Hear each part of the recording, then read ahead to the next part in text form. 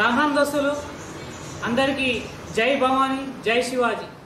మనం ఒక సింహం లాంటి వ్యక్తి దగ్గరకు వచ్చినాం. హిందూ ధర్మమే తన లక్ష్యంగా మన ఛత్రపతి శివాజీ మహారాజ్ ఏదైతే విగ్రహ ప్రతిష్టాపనలు మరియు అనేక సేవా కార్యక్రమాలు చేస్తూ ముందుకెళ్తున్న నాయకుల దగ్గరకు వచ్చినాం. అతన్ని చూస్తేనే మనకి ఉత్సాహం కలుగుతుంది, హిందుత్వం అనేది ఉట్టిపడుతుంది. అట్లాంటి నాయకుడి దగ్గరకు వచ్చినాం. అన్న నమస్తే, మీ పేరు చెప్పండి. అన్న జై శ్రీరామ్, జై భవానీ, జై శివాజీ మహారాజ్. నా పేరు లక్ష్మణరావు.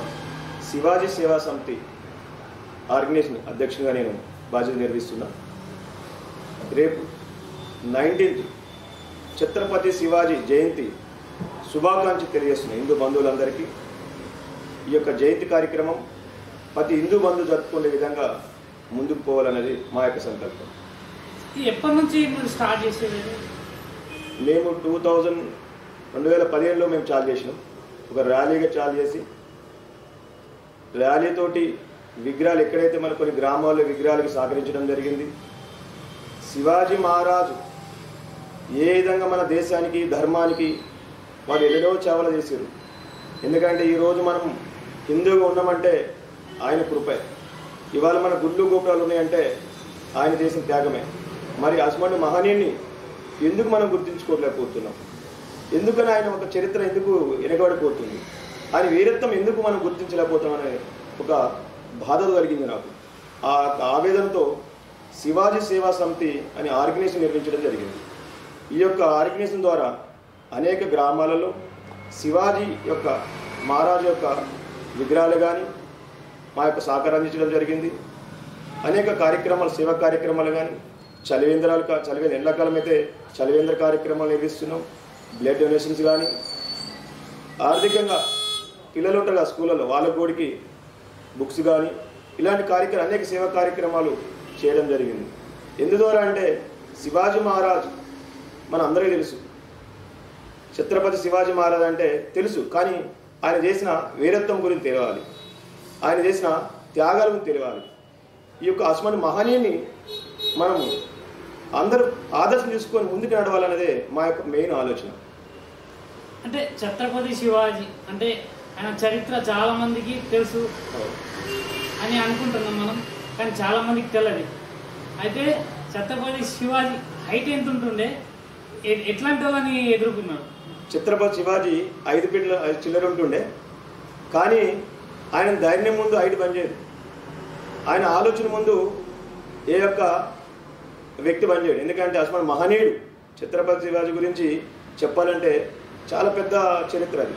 కానీ దురదృష్టము మన బుక్స్ కానీ మన స్కూల్లో కానీ అసలు మహనీయుడు లేకపోవడం కూడా చాలా చింతన కలిగించింది. ఎందుకంటే వీరత్వం అంటే శివాజీ మహారాజ్.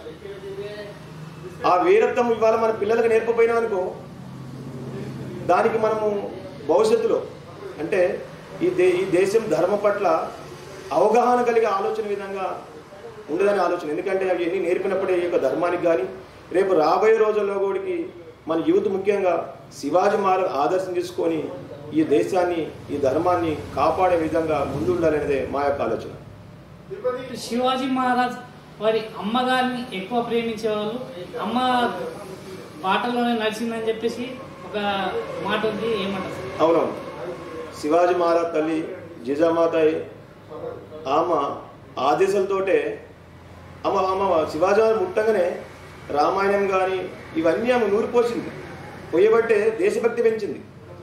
ఈరోజు మన తల్లులు మనకు ఆ విధంగా బోధించాలి. ప్రతి ఒక్క తల్లి గోడికి ఒక శివాజీ మహారాజుని తయారు చేయాలి. కరెక్టే.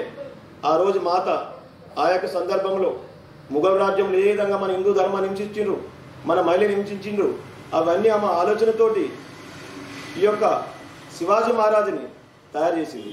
తయారు చేయబట్టే 14 సంవత్సరాలకే ఆయన కోటని ఆక్రమించడం జరిగింది. తల్లికి బహుమతికి ఇచ్చడం జరిగింది. మరి ఇప్పుడున్న జనరేషన్ 14 సంవత్సరాల పోరగాళ్ళు మన ఫోన్లు పట్టుకొని తిరుగుతున్నారు. మరి ఈ యొక్క వీరత్వాన్ని శివాజీ మహారాజుని ప్రతి తల్లి కొడుకి వాళ్ళ యొక్క పుత్రుని శివాజీ మహారాజు లెక్క తయారు చేయాలి. ఎందుకంటే ఈరోజు మన పిల్లలు తల్లి మీద ప్రేమ తగ్గుతుంది. ఇవాళ ఎంతోమంది మెయిన్ ఏంటంటే జీజామాత తల్లిని ఎట్లా గౌరవించిందంటే పరాయి మహిళల గోడికి ఒక సోదర భావన కలిగి శివాజీ మహారాజ్ తన సైన్యంలో పరాయి సైన్యం ఓడిపోయిన వాళ్ళ మహిళలను బంధించే గోడికి సోదర భావంతో వాళ్ళు సాగనంపడం జరిగింది. అటువంటి సంస్కృతి సంప్రదాయం గల ధర్మం మంది. ఈ రోజుల్లో గోడికి శివాజీ మహారాజు ఆదర్శం ఎందుకు తీసుకోవాలంటున్నా అంటే తల్లిదండ్రులు వాళ్ళ అనాథాశ్రమంలో పెడుతున్నారు పిల్లలు. ఎందుకంటే మన పెంపకంలో పెట్టాలి. అది జిజామాత ఏ విధంగా మన శివాజీని తయారు చేసిందో అట్లా తయారు చేస్తే మీ పిల్లలు మిమ్మల్ని అనాథాశ్రమంలో ఎవరు పెట్టరు. ఎందుకంటే ఆ లోపం మన దగ్గర ఉంది. ఆ లోపం మన దగ్గర ఉంది కాబట్టి ప్రతి ఒక్కరి గోడికి జిజాయి మాత లెక్క మీ తల్లిదండ్రులు మీ పిల్లల్ని శివాజీ లెక్క తయారు చేయండి. ఈ దేశానికి ధర్మానికి ఉపయోగం ఉంటుంది. మన రాబోయే రోజుల్లో గోడికి మన పిల్లలకి మంచి భవిష్యత్తు ఇవ్వాలంటే మనము ఇప్పుడే మన శివాజీ మహారాజ్ ఆదర్శం తీసుకొని ముందుకు నడవాలన్నది మా యొక్క ఆలోచన. రేపు ఏమేమి కార్యక్రమాలు చేస్తున్నారు? రేపు శివాజీ మహారాజ్ జయంతి సందర్భంగా మన ఇందూరు పట్టణం హైదరాబాద్ రోడ్ బోర్గం చౌరస్ దగ్గర శివాజీ విగ్రహం దగ్గర అభిషేక కార్యక్రమాలు ఉంటాయి. దానికన్నా ముందుగా బ్లడ్ డొనేషన్ కార్యక్రమం ఉంటుంది. సాయంత్రం నిజామాబాద్ పట్టణంలో ర్యాలీలు ఉన్నాయి కాబట్టి ర్యాలీలో పాల్గొనడం జరుగుతుంది.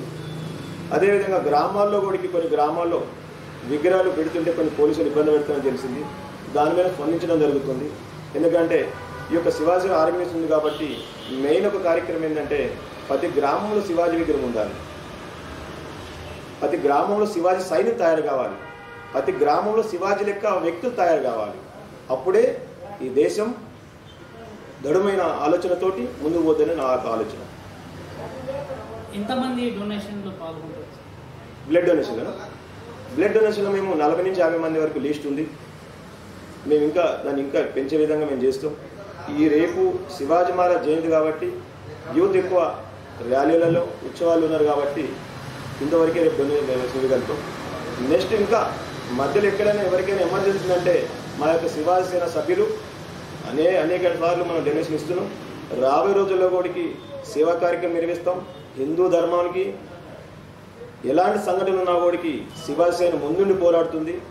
అలాంటి ఎలాంటి సందేశం లేదు, ముందుండి పోరాడుతుంది ఇంకా కూడా. అదేవిధంగా శివాజీ మహారాజ్ జయంతి కూడా హాలిడేస్ ప్రకటించమని గతంలో కూడా మేము డిమాండ్ చేయడం జరిగింది. ఇప్పుడు కూడా అదే తెలియజేస్తున్నాం.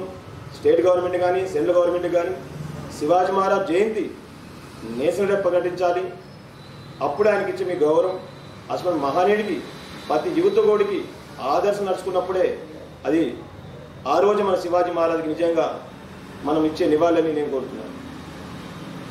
లాస్ట్గా మీరు ఇచ్చే సందేశం యువతకు? ఒక్కడే సందేశం అంటే ఏం లేదు. మన ధర్మం పట్ల మనకు అవగాహన ఉండాలి. మన దేశం పట్ల మనకు ప్రేమ ఉండాలి. చెడు వ్యసనాలకి అలవాట్లు పోకుండా మన ధర్మాన్ని రక్షించి ముందుగా మన తల్లిదండ్రుల్ని మనం గౌరవించాలి. మెయిన్ ఏంటంటే భారతదేశం పుట్టుడంటే పూర్వజన సుఖభవంతం. ఈ దేశం పుట్టినందుకు చాలా గర్విస్తున్నా. ఈ భారత మాతకి ఎప్పుడు కూడా మనం చెడ్డ పేరు తేవద్దు. భారతదేశంలో మహనీయులు జన్మించిన దేశం ఇది. వారిని ఆదర్శం తీసుకొని ముందుకు పోవాలన్నదే మా యొక్క సంకల్పం. ధన్యవాదాలండి. అదేవిధంగా మీ చట్టం ఛానల్ మీ బోర్డుకి ప్రత్యేకంగా ధన్యవాదాలండి. మీ యొక్క సేవలు కూడా అందాలి. ఈ యొక్క ధర్మ కార్యక్రమాలు సమాజంలో పోవాలంటే ఇవాళ సోషల్ మీడియా కానీ ఈ ఛానల్ కానీ చాలా మీరు చేసే సేవలు కూడా చాలా పెద్ద సేవలు ఇవి. ఎందుకంటే మేము చేసిన దాంట్లో ఎంత ఉందో న్యూస్ ఛానల్ కూడా మీ యొక్క సాయం కూడా అంతే ఉండాలి. సమాజంలో హిందూ పట్ల అవగాహన కలగాలి. మన ధర్మాన్ని మన దేశాన్ని రక్షించుకునే విధంగా ప్రతి ఒక్కరూ ఆలోచన కలిగి ఉండాలి. దేశభక్తి ఉంటేనే మనం ముందుకు పోగలుగుతాం అని మా యొక్క విన్నపం. అందరికీ మరోసారి ఛత్రపతి శివాజీ మహారాజ్ జయంతి శుభాకాంక్షలు తెలియజేస్తున్నాను.